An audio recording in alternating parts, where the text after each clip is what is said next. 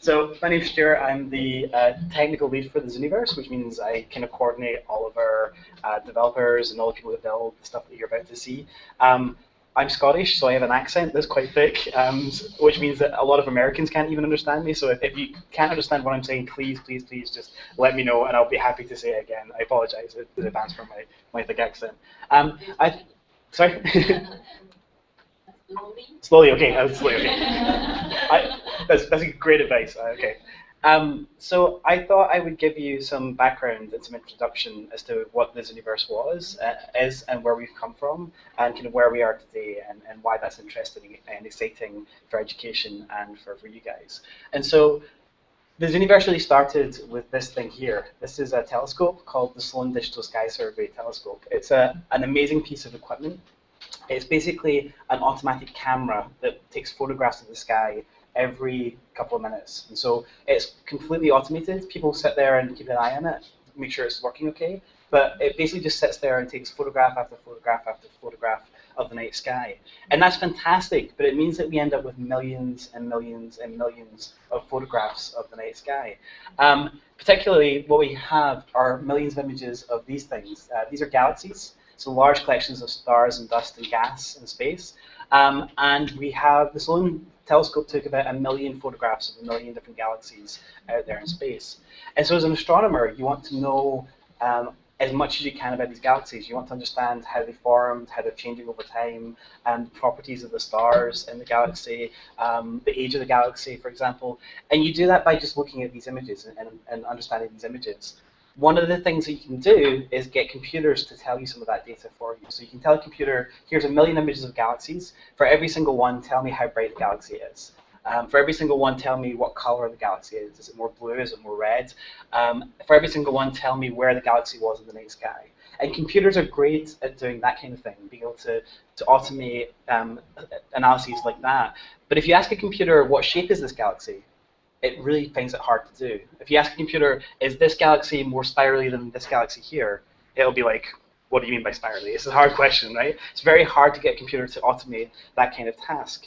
And that's a real problem. But people are quite good at it. So these are two galaxies here. One is called a spiral galaxy, and one is called an elliptical galaxy. So we're going to see if you guys can spot which one's which. Who thinks that this one is the spiral galaxy? Yeah? Lots of nods. Who thinks it is an elliptical galaxy? No? Who thinks this one's a spiral galaxy? Who thinks it's an elliptical galaxy?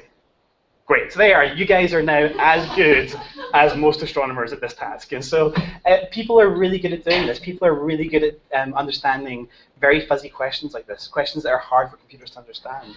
So what we need to do to understand this question for all those million galaxies is have people look at every single image of those galaxies. 1 million galaxies, ask a person to look at that image. And that's a problem because, as I said before, if you ask a professor to do this, a professional scientist like Meg, they'll probably do about 100 and then get bored and just decide not to do it anymore. If you to write a scientific paper to actually publish this, to say something meaningful about the universe, you need about 10,000 galaxies at most. If you ask a PhD student, like we did, this is Kevin, he was our PhD student, we asked him to look at these galaxies, and he looked at about 50,000 of them before he was like, no more, please, no more. Just can't look at any more galaxies. But as I said before, we have 1 million galaxies to look at in this survey. And so how do you go about asking people to do 1 million galaxies of this survey? And so we came up with this idea that we could ask the amateur astronomy community. And in the UK and around the world, there are many, many people who are interested in looking at the night sky through telescopes. They have meetings, they do huge amounts of work to take photographs of the night sky to really understand it. And the idea came about that we could ask this community to help us. We could say to the amateur community, come and help us understand these galaxies. And so that's what we did. It's not a new idea, by the way. This is a guy called William Herschel, who was one of the guys who discovered Uranus, the planet. He did the exact same thing. Herschel coordinated a massive group of amateur astronomers around this time to help make those discoveries. So it's not by no means a new idea appealing to the amateur community, but we tried to do it with these galaxies. And so we did this. We built a website called Galaxy Zoo. And it was very, very simple. This is now about 5 or 6 years old, which is why it looks quite old compared to the internet today. But it was a very simple website where we would show a photograph of a galaxy and do what I just did with you guys, say, is it elliptical or is it a spirally galaxy? And people would just click on one of these buttons and that would be it. And we thought that over maybe 5 or 6 years, we'd go through those million galaxies. The amateur community would help us understand those million galaxies, and we get a nice, neat little result out of it. That's not what happened. What happened was we got some press. So in the UK, the BBC News is like the biggest news organisation that we have, and we got a story on BBC News saying scientists seek galaxy hunter help, and it became really popular. We got not only the amateur community, but lots of other people involved. In fact, on the second day, we were the second most emailed story on BBC News. We were only beating garlic may cut cow flatulence, so a story about cows being smelly, and we were only beat by man flies to wedding a year early, which is hard to beat. That's a good story, right? Man comes to his wedding a year early is hard to beat, and so that's what happened, and this is one of the few graphs I'm going to show, which is just showing how many galaxies we were doing every hour after launch. So this number up here is the number of galaxies that people were seeing. This is the number of hours after launch. You see there's a little bump here, and then it goes quiet again. That's because we got so busy that the servers that we had for our computers just stopped working. We had too many people, we were too popular, and we broke our servers. But then gradually, as you see here, it's just been going up and up and up. After about 12 hours, every hour we were doing 10,000 galaxies, which is about enough to publish a paper. So every hour we were doing about enough to publish a scientific paper about galaxies. After only 42 hours, we were doing the same amount of work that Kevin, the PhD student, had done in 1 month. So every hour we were doing as much work as Kevin had done in 1 month. Kevin was a little bit upset about this. He was like, I spent a month of my life doing something that could be done in an hour, but no, he was happy not to look at any more galaxies, so he was okay. And really, to give you an idea of how much capacity might be out there, we can look at something like Angry Birds. Have you guys all played Angry Birds? Yeah, I've played it quite a lot as well. It's a really addictive game. You throw birds across the computer screen. It's fantastic. There was this really lovely infographic that somebody made about Angry Birds, and it's got some really good statistics on here. But my favorite statistic is down here, where it says that every day, just to give you an idea, every single day, 200 million minutes worth of Angry Birds was played. So if you took all the games of Angry Birds that are played in one day, and you played them not with everybody around the world, but one person, it would take them 200 million minutes to do the same number of Angry Birds playing as the entire world in one day.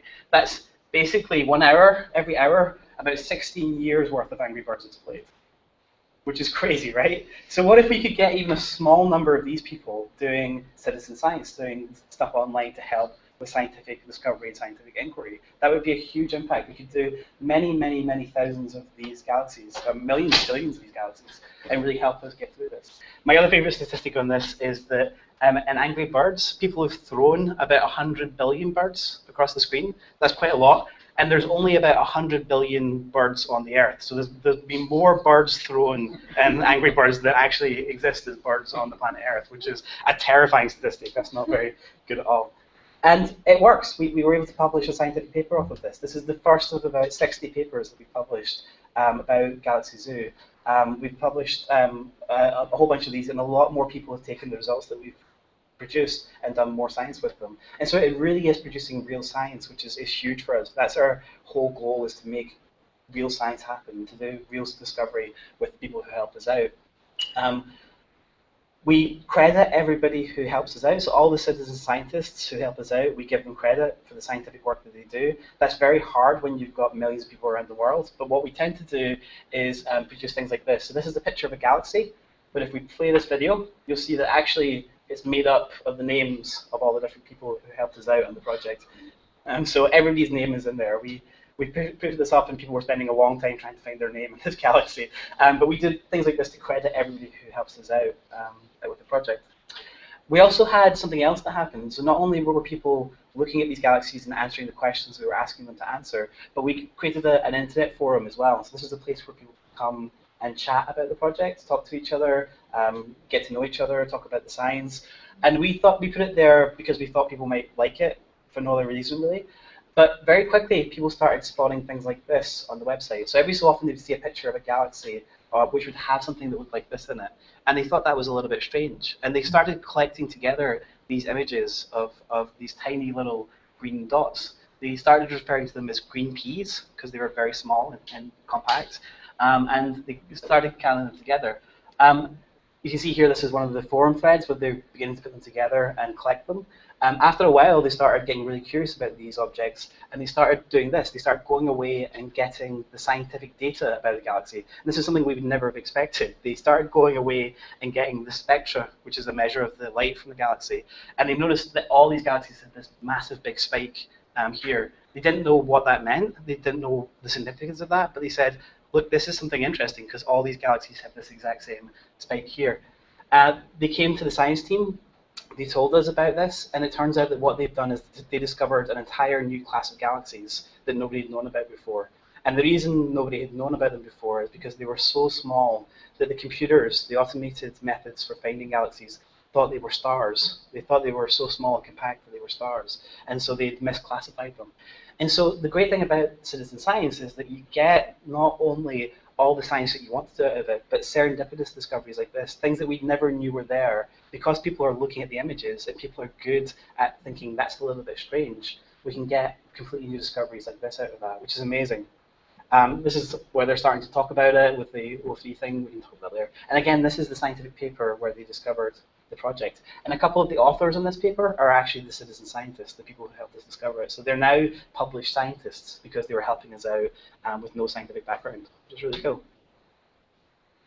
We've built a new version of the forums called Talk, which you guys can explore a bit just now, which is aimed at trying to make those discoveries as easy as possible. So we're allowing people to collect together objects like we did before and really talk about them. I won't talk about that too much. But we're also trying to help people make these discoveries by building things like this, which are tools that allow people to analyze the data in more detail. And if we've got a bit more time later on today, we can have a look at this and show how you might be able to use that in a classroom to really understand more about what's happening. We also did some fun things where people started collecting together galaxies that look like letters. So this one looks like a T, an H, an I, and an S. And so we've now got a font that we can write out words and the images of galaxies online. And so people started doing some really creative, interesting things with Galaxy Zoo. Since Galaxy Zoo, we've actually expanded a lot. So over the past 5 or 6 years, we've built about 30-ish projects. We started out mostly with space-based projects, which you can see up here, but we've also done some projects about climate change, about the humanities, about biology. We've got projects about whale song, listening to whales and their song in the ocean and trying to match them up with each other. We've got projects about the Serengeti, looking at animals in the Serengeti, which is really addictive. Some projects about cancer research and some projects about genetics and that kind of thing. So we've really expanded this idea out to lots and lots of different fields. So any problem where scientists have a huge amount of data and need people to look at it rather than computers, we've built websites to help them try and do that and help them try and do more scientific research. We just reached about a month ago 1 million people around the world, so there's now over 1 million people who have helped us out with these projects. It's a huge number. And we've published about 60 scientific papers based on this work. So it's been really going well, and we're really excited about where this is going to go next. I wanted to give you guys, and I'm hoping, are you guys online here? Let's try this out. Okay, so I wanted to give you guys an idea of what this looks like just now. So hopefully this loads. Yeah, so this is actually in real time what's happening on Zooniverse just now. So every time something comes along the bottom here, that's another person looking at something. And every time you see a dot here in the world, that's somebody looking at something in real time just now. And so it's a little bit quiet because a lot of Europe's asleep. But you can see here, these are people now looking at something online and telling us about it, which is really quite cool. And this is what they're looking at down the bottom. So right now, every single minute, we're doing about 114 times as much work as one person could do, which means that every few days, we do almost a year's worth of person work, which is really cool. So I also just want to show that because it's cool. These are some of the projects we'll be building. So this is the cancer research one. This is Planet 4 that Meg's going to talk about a little bit later on. This is the newest version of Galaxy Zoo. And this is the Snapshot Serengeti website, the one about animals in the Serengeti, which is, as I said before, really addictive. Again, this is what the interface looks like. It's very simple. I won't talk about that too much. So this is, as I said before, we just reached our millionth classification, our millionth person joining our platform. So 1 million people around the world. This shows you where they're all from. And you can see that one of the things that we're very good at is we're very good at Western countries, English-speaking countries. So the UK, most of Europe, America, they're all great. But this side of the page looks quite dark. And so we really want to get better at getting more people from this side of the world online and doing the projects. And we're trying to do that in a number of ways. the biggest way is that we've launched a translations project. So what we've been trying to do is not only ask people to help us classify these images, understand the images, but help us translate the websites into different languages. So anybody can come onto this website here, and they can pick a project, they can pick a language, like this, for example, say Swedish here, and they can help us translate all the different text on the page to allow us to bring these citizen science projects to places around the world. And a few of the people here today have helpfully, thankfully, translated Galaxy Zoo for us. And so we've got our original Galaxy Zoo in, I think this is Italian. This is Chinese. This is simplified characters. See, you can see I don't know nothing about this.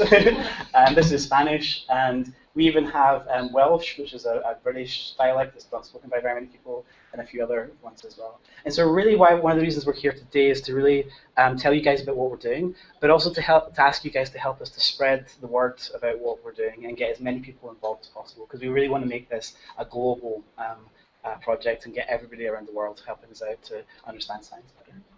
So that's all I wanted to say about it.